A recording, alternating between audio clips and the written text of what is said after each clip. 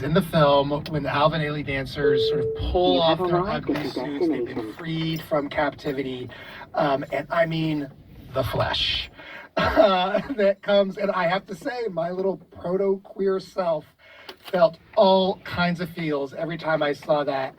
I wonder about that scene and others in this that we've been talking about this film as a Black iconic experience. What about as a queer iconic experience? Yeah, I mean, I think, this film came toward the end of the 1970s where you had all these intersecting movements. So this kind of post-civil rights moment in which, Black people had much more political representation than they ever had before, but were not truly free in so many other ways, economically and otherwise.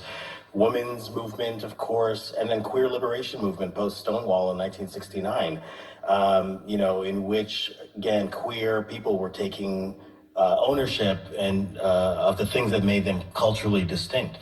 And so all of those things, I think, were intersecting in The Wiz.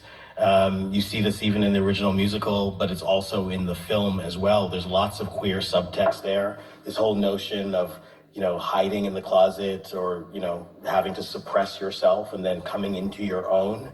And that moment in that sweatshop when everybody kind of, reveals themselves, set to, Luther Vandross, Everybody Rejoice, right?